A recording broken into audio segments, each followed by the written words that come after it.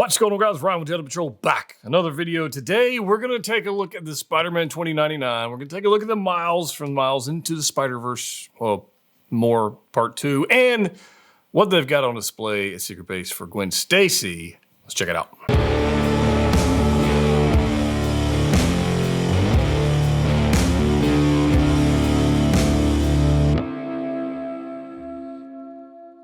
That's right, guys. We're back. Hope you guys are doing well. It is a very rainy day outside. So we're in here. I did a live stream with Brendan. We talked about some of these figures, but some of you don't watch all the live streams, or maybe you didn't catch it, or maybe you just don't want to watch the whole damn thing. So you want to watch a preview video, which is exactly what this is going to be. So we're going to take a look at the SpiderMan 2099, Miles Morales, and I believe I also have some photos of the Spider-Gwen.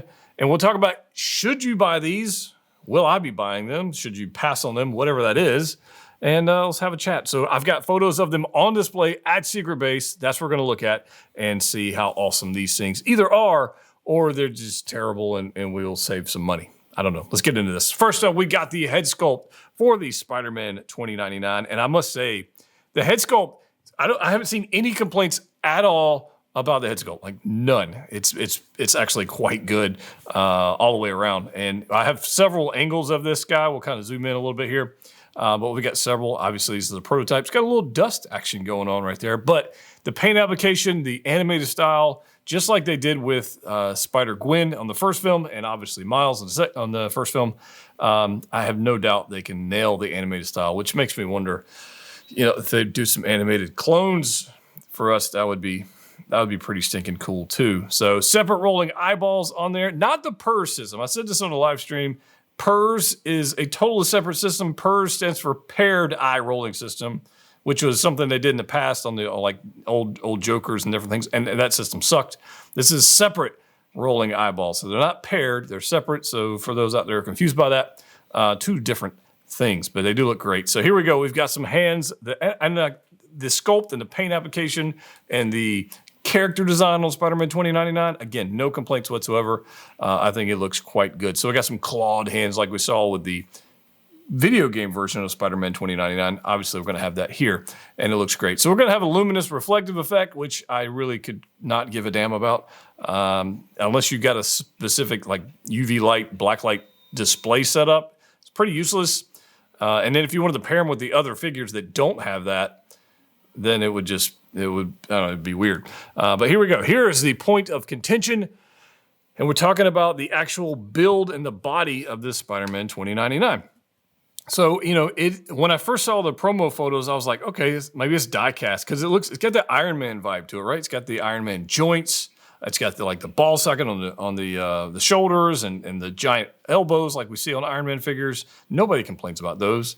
But on here, no, it's not die-cast. It's straight up plastic. And as cool as the character design is, it is a letdown. No doubt about it. I'm wondering, just like everybody else out there, and you're probably watching this and I already had that thought, which is, why did they go this route? I don't know. I mean, this would, in my opinion, they should have took the Miles Morales fabric material, stuck it on top of this body, and then nobody would be complaining, and they'd have a lot more orders out there. But the egregious part of this, I think, is it's just these joints. Like this crotch section right here, we've seen before. If you remember the previous Batwoman, it had a similar issue with that, and I did some posing with her on the Bat Cycle, and it was a thing, or the Bat Pod, I guess it was. But this right here, we've seen it before. We forgive it on Iron Man figures. We forgave it on the Batwoman figure, which I think I actually give a knock for that. But outside of that, you got the ab joints. There's like multiple things going on, these large gaps going on.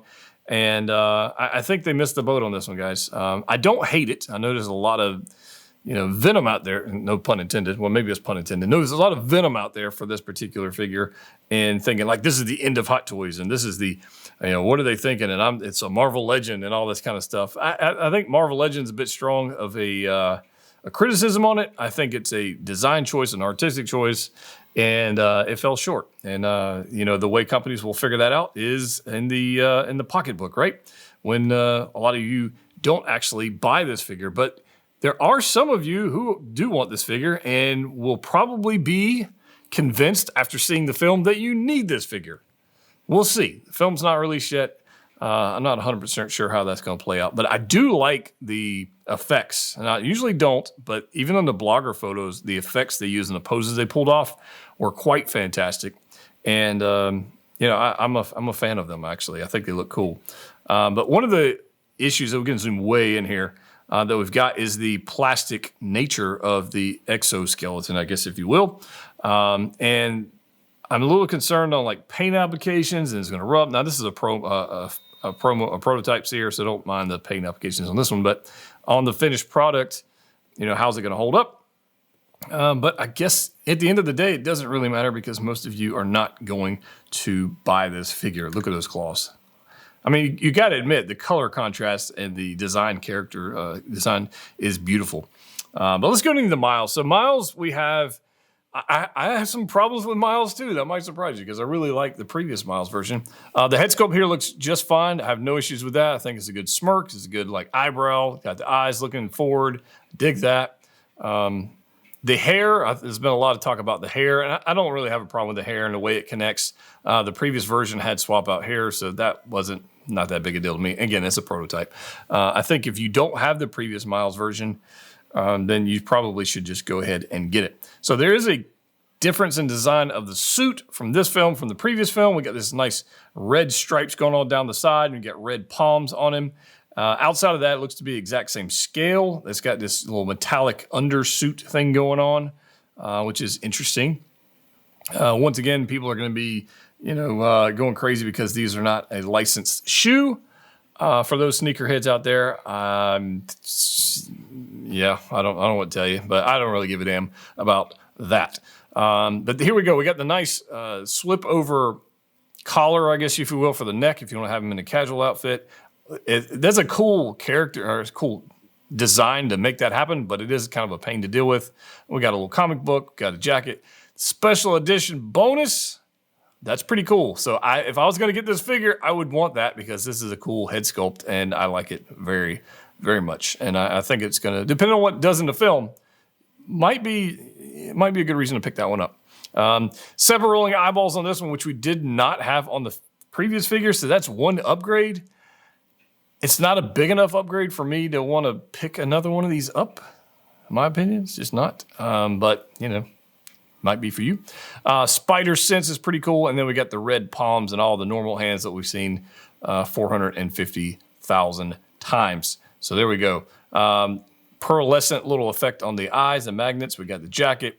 And then we've got this casual look. So my thoughts on this are very simple. I prefer the casual look on the first figure in the first film to this one.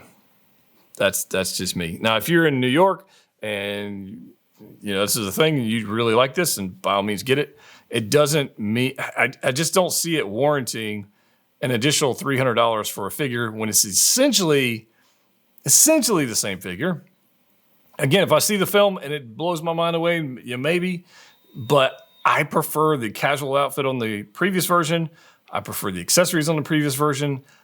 I prefer the hero suit on the previous version. I like everything more about the previous version versus this one, which is totally subjective.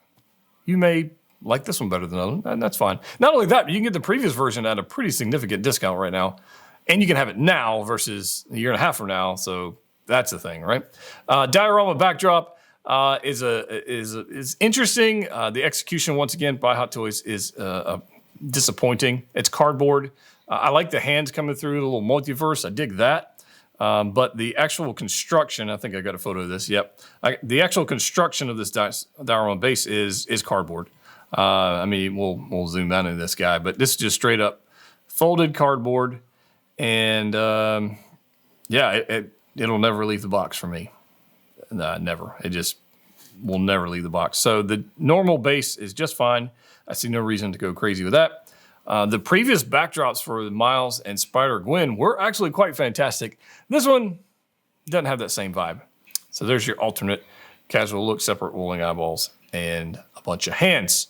So we're continuing on. I've got a lot of photos of these at Secret Base, and here we go with Spider-Gwen.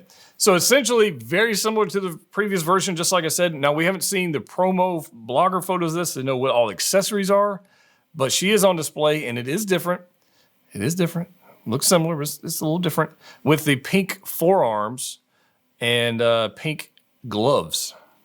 Different sweater.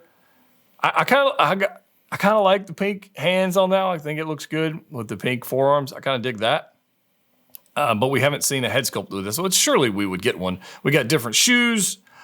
So yeah, I don't know. There's not enough information here to say one's better than the other. What I don't know is why do they not have a head sculpt on display for her? We've seen her in the trailer, so that I don't know. The backdrop again. We don't have enough info to decide which one of these is better. I do dig these shoes. I think they're kind of cool. Yeah, there's just not enough info. Not enough info. So here we go. And she looks fantastic, as she always did. So if you are curious about the previous versions of Miles and Spider-Gwen, I've got reviews. I'll put links in the description below if I remember to do that on both of those figures. Some pose options. So you can get these. You can use the previous poses I did for either one of those. A lot of fun. But what are your thoughts on this? Are you going to get the Spider-Man 29? Are you going to get the Miles? Are you going to get the Spider-Gwen? Is it worth it to you to upgrade, I guess, if you will, the previous Miles and Gwen?